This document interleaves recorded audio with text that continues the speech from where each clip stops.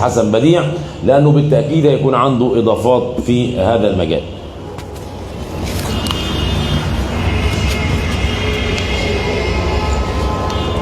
تمام. السلام عليكم. أولا في البداية بعبر عن سعادتي بوجودي في بيتي في الحزب الناصري، باعتباري أتشرف بالناصرية وبالانتماء الناصري. يعني لست ضيفا ولا حاجة، ده في بيتي وفي وسط أسرتي وأهلي يعني. ثانيا أتوجه بالتحية وهذا ما أملكه إلى كل شهداء العروبة والإسلام وشهداء الصراع العربي الصهيوني منذ نشأته وحتى آخر الشهداء اليوم في لبنان وفي غزة وفي فلسطين. والله بالنسبة لموضوع ترامب هذا، طبعا أنا متشائم ولست متفائل على الإطلاق، كما يحاول البعض على استحياء ومن بعيد لبعيد كده في الإعلام إنه يعني بيحاولوا يقولوا إن ممكن يبقى يعني في انفراجة أو أي شيء من هذا القبيل.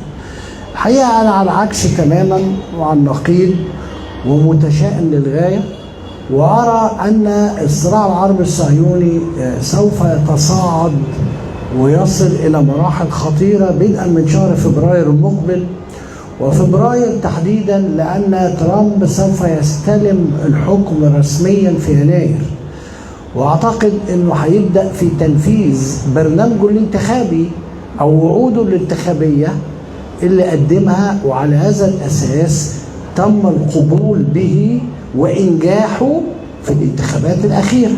طيب الوعود قال إيه؟ قال إن إسرائيل ضيقة ولازم تتوسع، يعني مطلوب تنفيذ الأجزاء المعطلة من صفقة القرن بطرد وتهجير أكبر عدد ممكن من الفلسطينيين من غزة وغيرها، وأيضا بشكل أو بآخر أعداد من الضفة الغربية.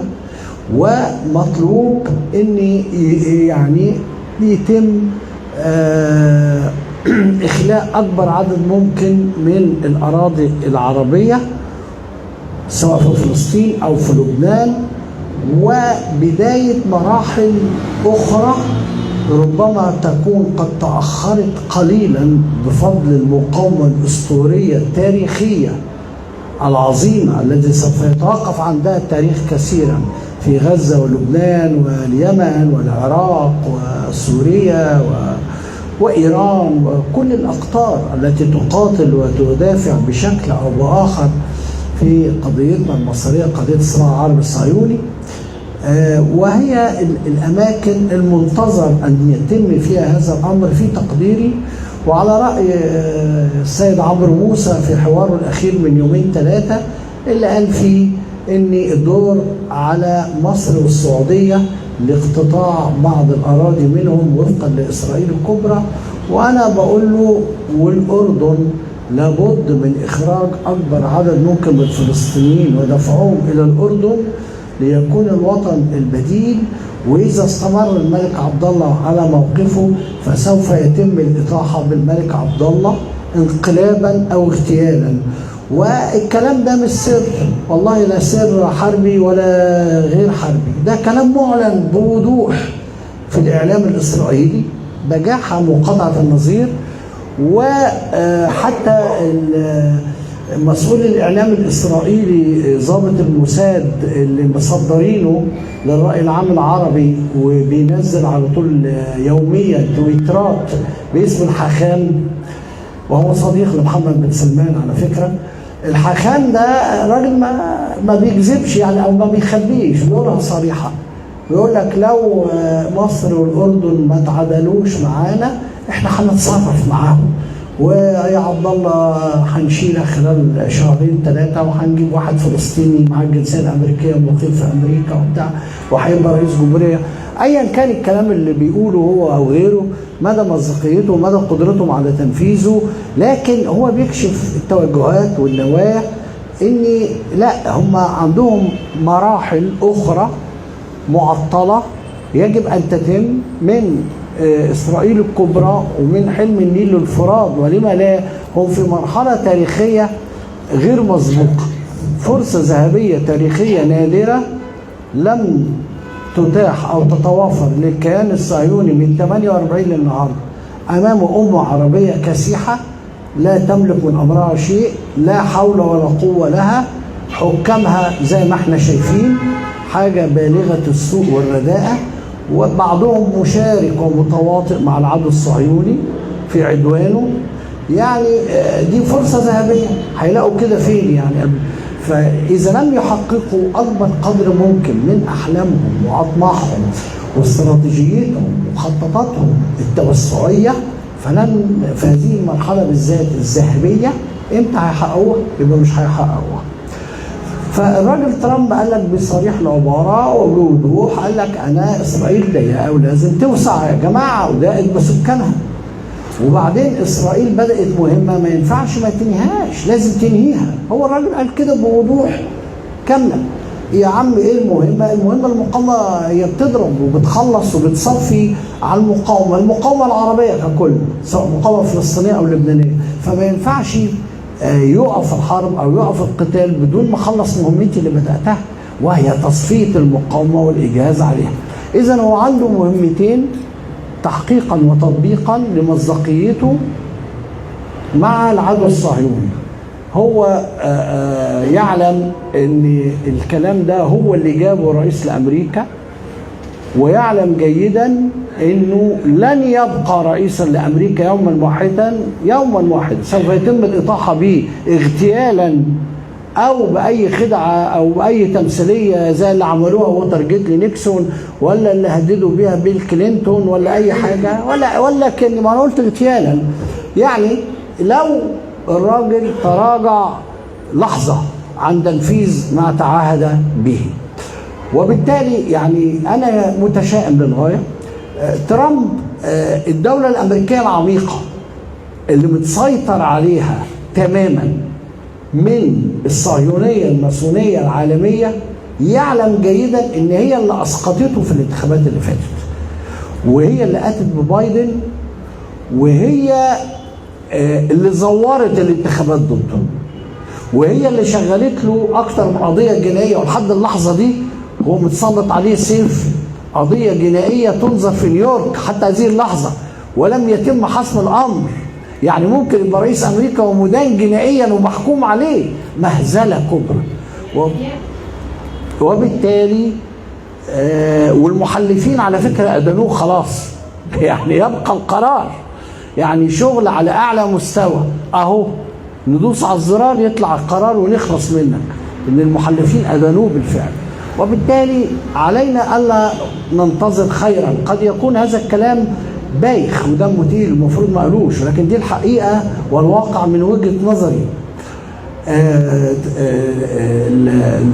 الدوله الامريكيه العميقه متكونه من مجمع الصناعه العسكري المتسيطر عليه من المافيا الصهيونيه العالميه الماسونيه، واللي ليها اذرع واجنحه في الخارجيه الامريكيه وفي البيت الابيض وفي CIA المخابرات الامريكيه وفي البحث الفدراليه وفي البنتاجون طبعا وزاره الدفاع وفي غيرها.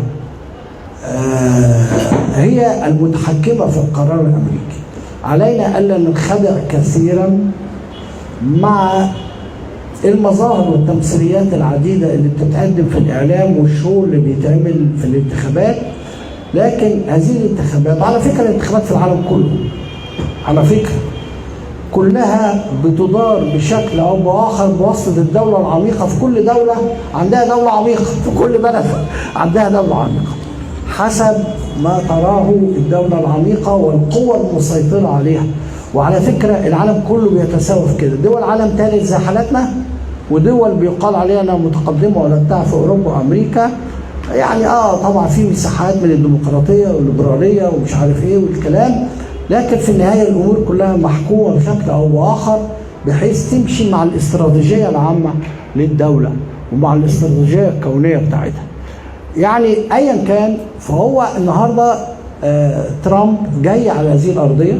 نتنياهو مش مستني الراجل، واضح جدا قال والله بعد نجاح ترامب ببضعه ساعات احنا ما كناش قادرين ولا مستعدين نتعامل مع كاميلا هاريس ولا نثق فيها. رغم ان الحزب الديمقراطي حزب صهيوني، وبايدن قال انا صهيوني، وبلينكن يهودي الديانه وصهيوني وكلهم صهاينه ومفيش مشاكل، لكن رغم ذلك هم شايفينهم انهم مش ولاد المرحله دي دلوقتي. المرحله دي تتطلب واحد بلطجي حرامي قاطع طريق مبتز قول للصبح على ترامب، وبالتالي هو الأقدر على تحقيق مصالحهم في الوقت الراهن. فطلع نتنياهو ولا دبلوماسية ولا بروتوكول ولا حاجة خالص، وبيتكلم كأنه دور رعاية. بايدن على ترامب على هاريس على مش عارف مين، كلهم رعاية عنده، مواطنين بالكثير، مواطنين، مش عايز أقول لفظ تاني.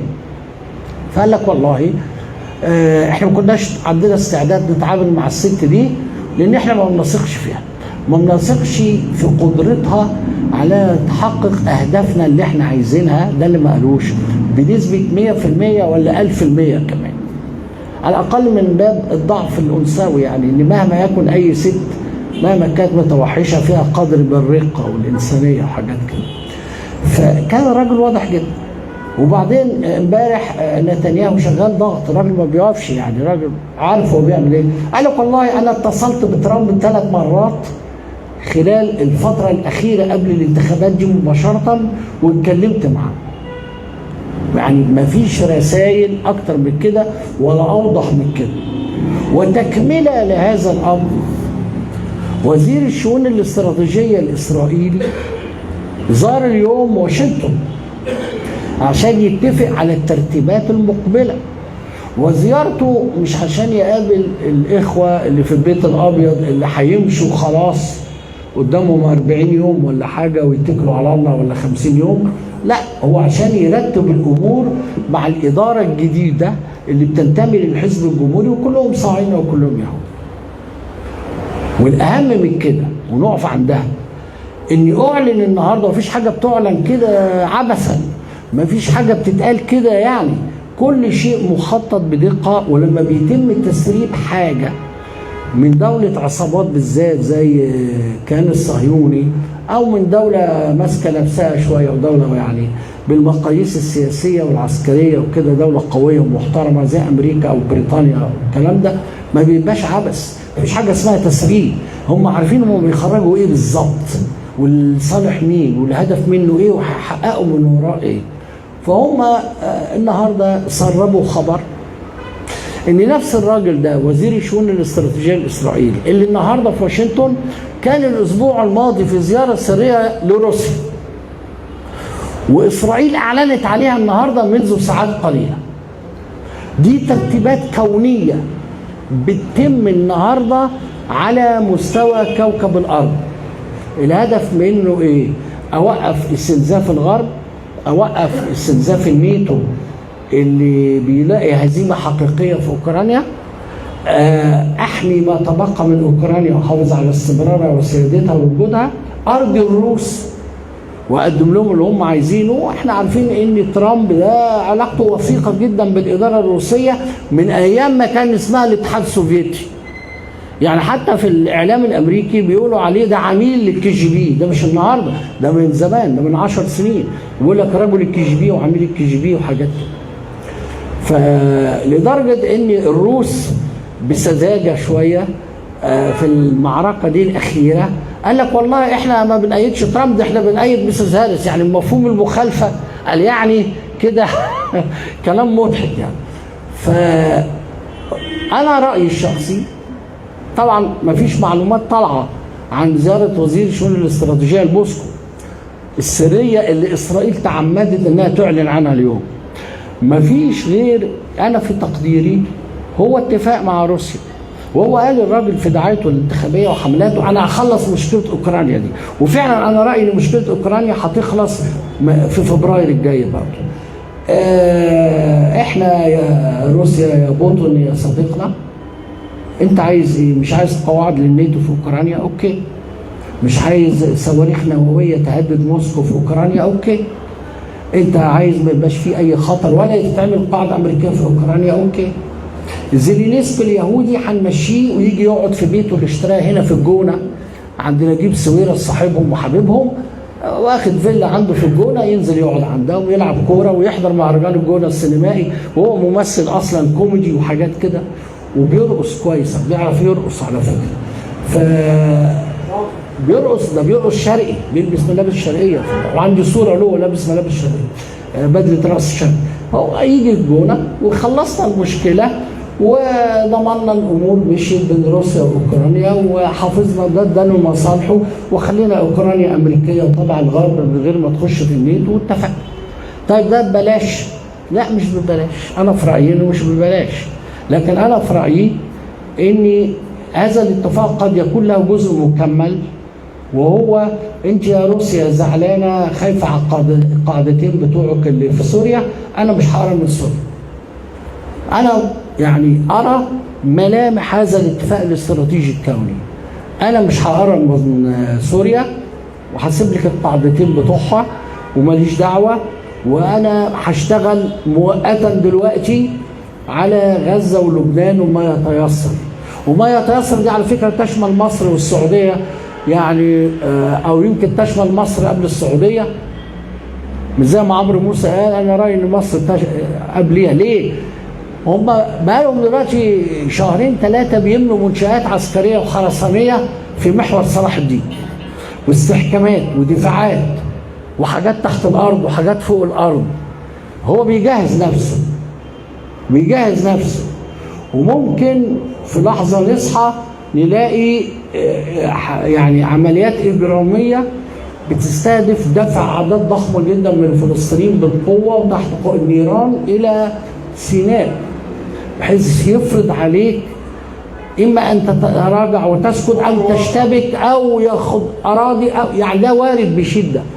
الاستحكامات العسكريه هو طبعا ضرب عرض الحائط وعرض الافق ده والدنيا دي كلها بما يسمى كامب ديفيد والكلام الفاضي ده الوهمي اللي احنا لسه متمسكين بيه، حاجه مهزله يعني.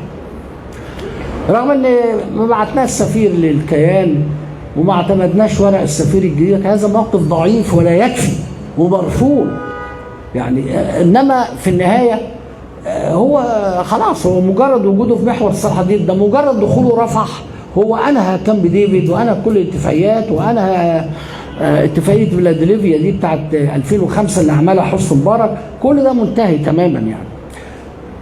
فوارد بشده ان ده يتم في الاشهر القادمه بالنسبه لمصر. يمكن هنا ابتدوا احتمال ياخدوا بالهم، انا متصور كده يعني. انا من متابعتي كراجل اعلامي وسياسي بقعد اتابع فانا يعني لاحظت حاجه.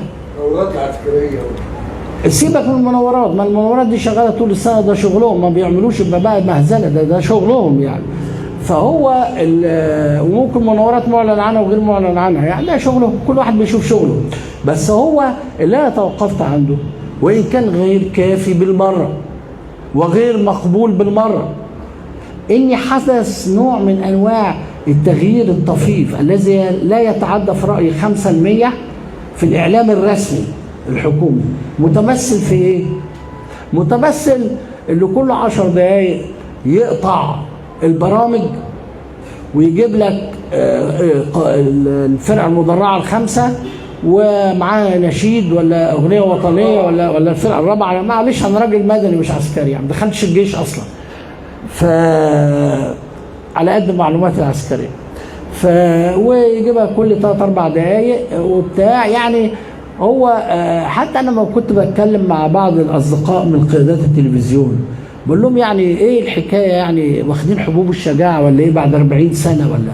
قال لك والله هم بيستهدفوا من كده ان هم اولا يقولوا لاسرائيل احنا جامدين قوي، احنا جدعان قوي، احنا عندنا دبابات واحنا مش لقمه سائغه، وفي الوقت نفسه بيحاولوا يبعتوا رساله مكسوفين يقولوها للمواطن المصري: خلي بالك ما تعيش قوي في الكوره والمش عارف ايه والقصص دي، ده ممكن تقلب في لحظه وتلاقي حرب. يعني محاوله انهم يقولوا للمواطن المصري يعني حطها في اعتبارك على كف عقلي. ممكن. طبعا ده كلام غير مجدي وغير كافي، انما ايا كان انا بشير ليه؟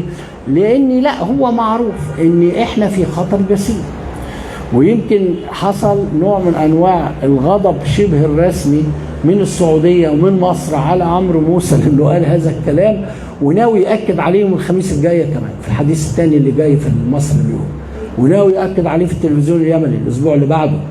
فهو لا، هو في يعني وضع، نحن في وضع حرج للغايه وصعب، مش نحن مصر فقط، الامه العربيه كلها. هذا ترامب قادم يخلص، ما عندوش وقت وينفذ المراحل المعطله. طيب الكلام ده يقف ازاي؟ انا في رايي انه لازم يقف باراده عربيه شعبيه. لما لم يتحرك الشعب العربي من المحيط للخليج فلا امل، هنخش في نفق مظلم اكتر من اللي احنا داخلين فيه الان. انا لا اراهن على الحكام نهائي، والعمل السياسي الدولي كله محكوم بتوازنات وصفقات في الظلام ومصالح استراتيجيه وسيب ونسيب واديني هنا وخد هنا وحاجات كده. طيب في موقف كمان مهم جدا، ايران تشعر بالخطر من مجيء ترامب، مفيش كلام في كده، وهو مصمم على انه يعمل صفقه مع ايران، يا اما تهدي وتخرجي بره الصراع ده بشكل او باخر وحافظي على ماء الوجه والشكل والكلام ده كله، والا احنا هنتعامل معاكي بشكل اخر وباسلوب اخر من الضغط من الملف النووي وغير الملف النووي. وايران هددت في الفتره الاخيره في الصالات اللي بتتم، قالت احنا لو الموقف كده احنا قادرين، وهم قادرين بالفعل على تدمير الكيان الاسرائيلي، بس في الحاله دي سوف تدمر ايران معاه، لان في الحاله دي امريكا طبعا حتى لا يصلوا الى هذه النقطه. فهناك الان امور تجري في الظلام بين روسيا وامريكا، لان ترامب عنده اجندته العاجله وقف الحرب الاوكرانيه اللي بتدمر الغرب والتفرغ لمواجهه الصين، الغول الاقتصادي المخيف الذي يهدد امريكا فعلا. ده الاجندتين، الاجنده الاساسيه بتاعته، وانهاء الموقف في الشرق الاوسط لصالح الكيان الصهيوني بنتائج ملموسه، لان قد يقول البعض ان الكيان الصهيوني محقق انتصارات، غير صحيح.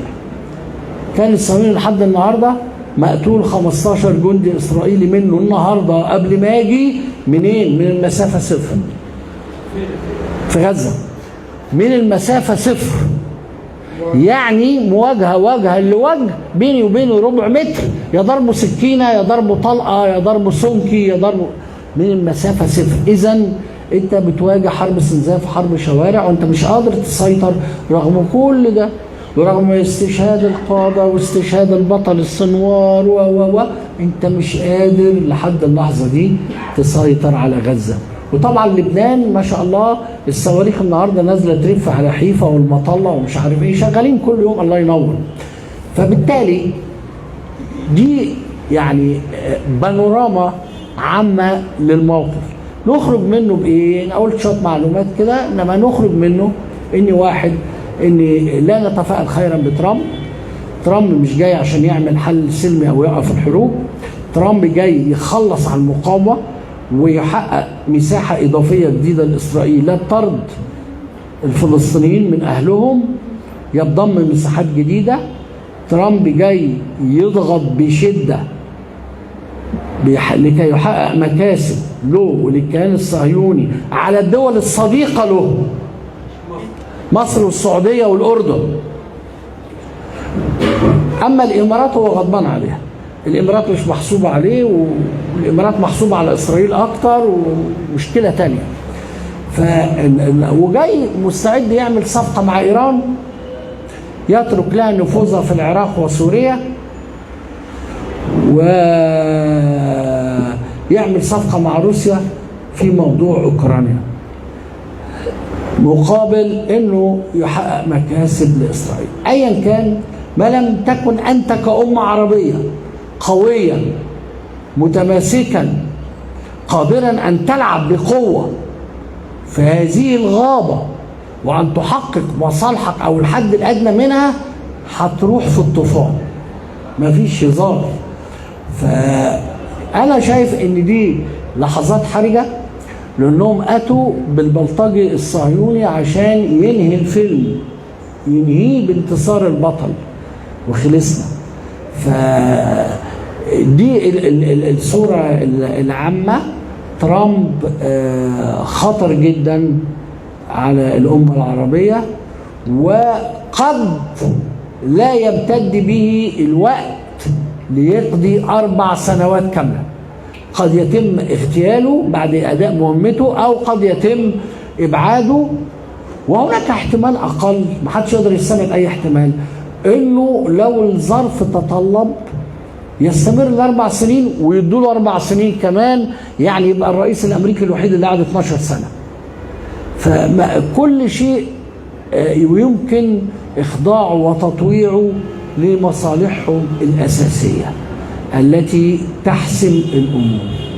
ما لم يتنبه الدول الأنظمة العربية والحكام العرب هيتم الإطاحة بهم جميعا. يعني هو المفروض يعني يتنبهوا حفاظا عن مصلحتهم الشخصية كراسيهم، ولكن أعتقد أن مصيرهم قادم طالما هيستمر، وهيستمر الموقف، لأن فقد الشيء لا يعطيه. شكرا جزيلا. هو بس أنا عايز أقول أن الخارجية القطرية طلعت بيان اليوم قالت فيه غير صحيح بالمرة ان احنا طلبنا من ممثلي حركة حماس انهم يخرجوا من قطر، وغير صحيح بالمرة ان احنا انتهى دورنا كوسيط او ان احنا بننسحب من المفاوضات كوسيط. وده كلام منطقي، لان قطر كلها قيمتها بتستمد من هذا الدور اللي بتلعبه. لو اتلغى دورها كوسيط هي لا قيمة لها على الاطلاق. فليس من مصلحة قطر وليس حتى من مصلحة أمريكا وإسرائيل إنه ينتهي الدور القطري. بل لما حصلت أزمة في الشهرين ال3 اللي فاتوا ومصر خرجت بره المفاوضات كوسيط، استمرت قطر كوسيط، واستمرت المفاوضات من خلال قطر بين الأطراف الفلسطينية واللبنانية والإسرائيلية والأمريكية. وبالتالي ليس من مصلحة أي طرف أن قطر تنهي أو تخرج من الدور ده على الأقل في الوقت الحالي، ودي قيمتها الوحيدة. يعني هو قطر في تاريخها كله ما عندهاش إلا 3 حاجات: قناة الجزيرة، تنظيمها لكأس العالم للكورة، والدور اللي بتلعبه كوسيط. ده القواعد الأمريكية أخونا هاني في الوطن العربي كله، في قطر والسعودية والكويت والإمارات والبحرين والأردن وعمان وسوريا موجودة كاحتلال، وليبيا وكله، المغرب والسودان موجودة، يعني للأسف الشديد. فيعني ده الوضع. فأنا عايز بس أصحح المعلومة فيما يخص قطر. أنا بأكد على كلامك أخ هاني، بس عايز أقول لك إن أنا قلت في سياق كلامي إن الموضوع كله مرهون بالشعوب العربية. يعني انت بتقول لا المقاومه قادره على ايقاف هذه المخططات، بالتاكيد ليس امامنا وسيله الا المقاومه. وبالمقاومه هتقدر تفرض شروطك، هتقدر تحقق توازناتك، تحقق مصالحك. لكن المقاومه محتاجه حاضنه شعبيه، محتاجه ان الشعوب العربيه تستيقظ من ثباتها، تصحى. الشعوب العربيه من المحيط للخليج شيء صعب. ويعني أنا بحيي بالمقابل الجاليات العربية في أوروبا وأمريكا والغرب بيلعبوا دور عظيم جدا. وآخر حاجة اللي حصلت في هولندا من 2-3، وما زالت الاشتباكات مستمرة حتى على هذه اللحظة في هولندا لحد النهاردة، ضرب واشتباكات، والشرطة الهولندية نزلت المعركة وبتضرب في إخواننا العرب هناك، واعتقلت عدد من الشباب العربي. والوضع اللي في هولندا أنا في تقديري بمنطق العدوى هينتشر خلال الأسابيع القادمة في أوروبا وفي أمريكا وفي الغرب، وقد يكون عامل ضغط لصالحنا وترجيح لصالحنا وحد من الإجرام الغربي والأمريكي والصهيوني. طالما الدنيا في الوطن العربي مش مظبوطة حكاما ومحكومين على السواء، فربما يأتي الفرج من الغرب ومن الجاليات العربية، وقد تكون هناك عدوى تنتشر زي ما شفنا بعضها في الفترات السابقة في الدول الآسيوية والأمريكية اللاتينية وبلداننا العربية في وطننا العربي، يعني تقريبا المحتل كله سياسيا من حيث الإرادة السياسية والقدرة على اتخاذ القرار السياسي. فدي أهم حاجة أنا كنت عايز أوضحها، وكنت أسجل إن يعني أغلب المداخلات وأنا آسف كانت بعيدة عن موضوع الندوة للأسف، لكن الهم كبير والناس معذورة والله يكون في عون الجميع. شكرا لكم جميعا.